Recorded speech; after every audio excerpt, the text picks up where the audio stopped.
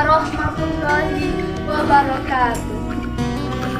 Innalhamdulillah wassalatu wassalamu ala rasulillah amma ba'du.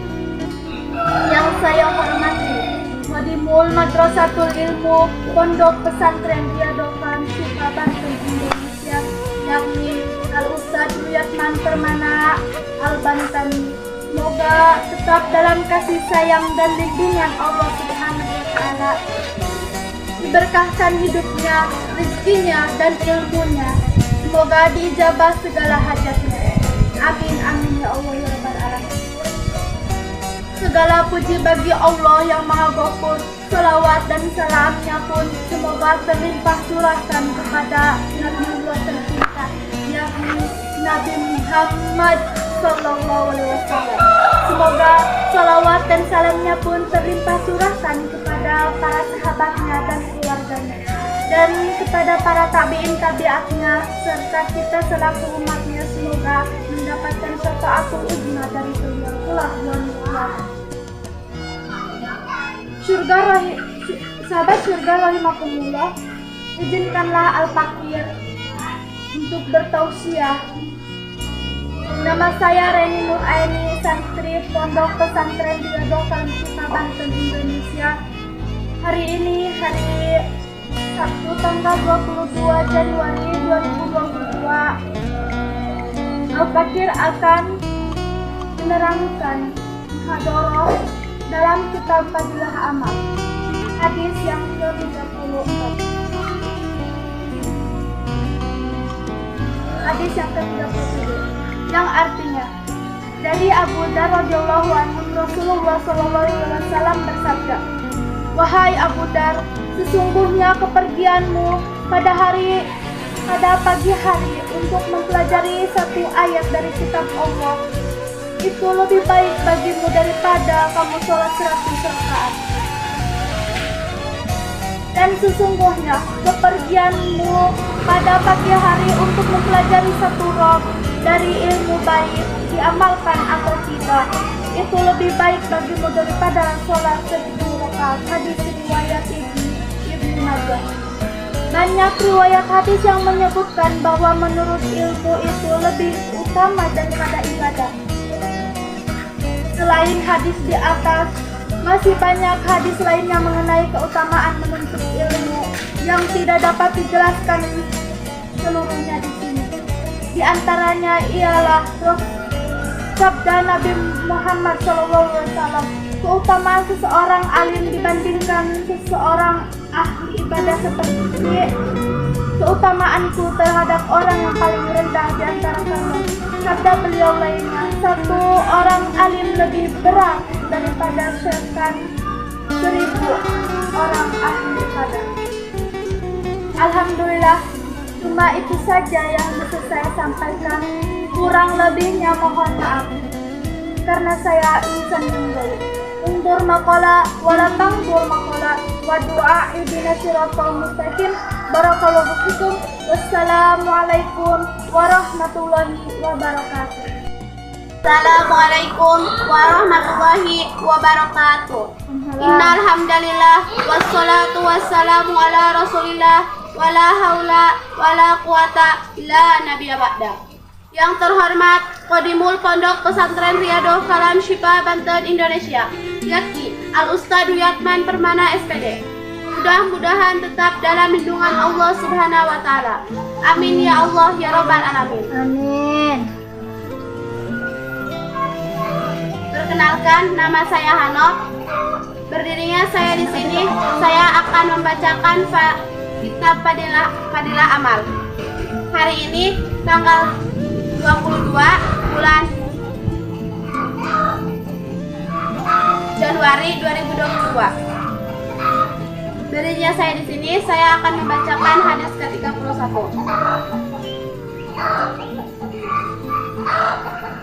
Dari Uqbah bin Amir berkata bahwa Rasulullah Shallallahu Alaihi Wasallam sabda, orang yang membaca Al-Quran dengan suara keras adalah seumpama orang yang memberikan sedekahnya secara terang-terangan dan orang yang membaca Al-Quran. dengan suara perlahan adalah seumpama orang yang memberikan sedekahnya secara sembunyi-sembunyi. Hadis Tirmizi, Abu Daud, Nasai, dan Hakim.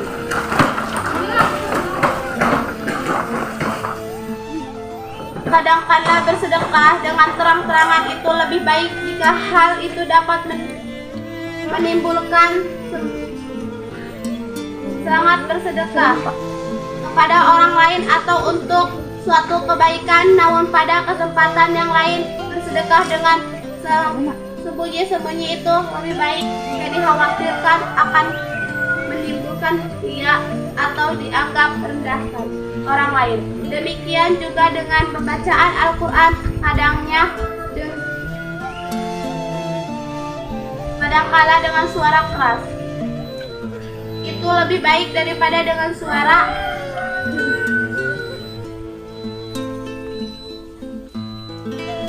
perlahan. Jika bacaan itu menyebabkan orang lain bergairah membaca Al-Quran dan menyebabkan pahala bagi orang yang mendengarkan, dan pada saat yang lain membaca dengan perlahan, itu lebih baik jika dapat mengganggu orang lain atau dikhawatirkan riya atau karena lainnya. Oleh karena itu, baik membaca dengan suara keras ataupun perlahan, keduanya mempunyai keutamaan masing-masing. Kadangkala membaca dengan suara keras itu lebih sesuai dengan, dan kadangkala membaca dengan suara perlahan lebih sesuai. Banyak orang berdalil bahwa membaca dengan suara perlahan itu lebih baik berdasarkan hadis sedekah yang disebutkan di atas ulama menambahkan hadis ini amalan yang dikerjakan dengan sembunyi-sembunyi 70 kali lipat lebih baik daripada amalan dengan terangan. Jabir meriwayatkan bahwa Nabi Subhanahu wa Ta'ala bersabda, "Janganlah membaca Al-Quran terlalu keras sehingga tercampur suara yang satu dengan suara yang lain." Umar bin Abdul Aziz melihat seseorang yang membaca Al-Quran dengan suara keras di dalam masjid Nabawi, maka ia menghentikan sampai orang yang membaca itu menentangnya. Kemudian Umar bin Abdul Aziz berkata, "Jika kamu membaca karena Allah, maka bacalah dengan perlahan. Namun jika kamu membacanya karena manusia akan membaca bacaanmu tidak ada gunanya." Selain itu, Nabi SAW juga memerintahkan agar membaca Al-Quran dengan suara keras. Dalam syariah juga menulis mengenai kedua cara tersebut, baik dalam riwayat hadis ataupun asar sahabat. Demikian yang dapat saya sampaikan, kurang lebihnya mohon maaf karena saya insan yang dhaif. Wassalamualaikum warahmatullahi wabarakatuh. Assalamualaikum warahmatullahi wabarakatuh. Innal hamdalillah wassalatu wassalamu ala rasulillah wala haula wala quwata illa billah la nabiyya ba'da. Yang saya hormati Pendimul Pondok Pesantren Riyadhah Kalam Syifa Banten Indonesia, yakni Al-Ustaz Ruyatman Permana SPD Al-Bantani. Semoga beliau terdalam ampunan, perlindungan dan kasih sayang dari Allah Subhanahu wa Ta'ala dan dikabul segala hajatnya. Amin amin ya Allah ya Rabbal Alamin. Tak lupa teman-temanku, para santri Pondok Pesantren Riyadhah Kalam Syifa Banten Indonesia, serta para hadirin yang berbahagia. Alhamdulillah, dalam kesempatan ini izinkanlah saya untuk memperkenalkan diri. Nama saya adalah Rizky. Hari ini saya akan bermuhadharah singkat mengenai suatu hadis ke-39 dalam kitab Fadilah Amal. Hari ini hari Sabtu tanggal 22/2022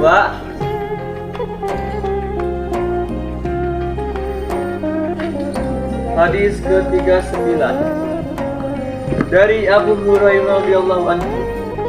Rasulullah sallallahu alaihi wasallam bersabda, "Barang siapa menjaga salat fardu maka tidak akan dicatat dalam golongan orang-orang yang lalai. Dan barang siapa membaca 100 ayat pada malam hari,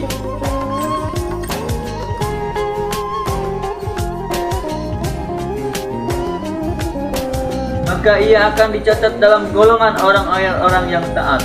Hadis riwayat Ibnu Huzaimah, Hakim Sahih menurut syarat Bukhari Muslim.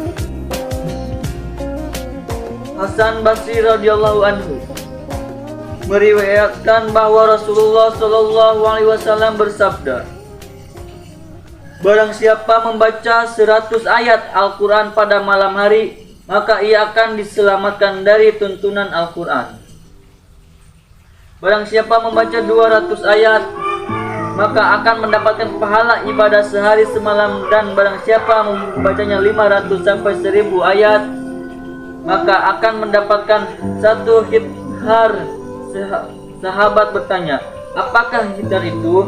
Beliau bersabda, senilai 12.000 dirham atau dinar. Alhamdulillah, sekian dari saya, kurang lebihnya mohon maaf. Wassalamualaikum warahmatullahi wabarakatuh.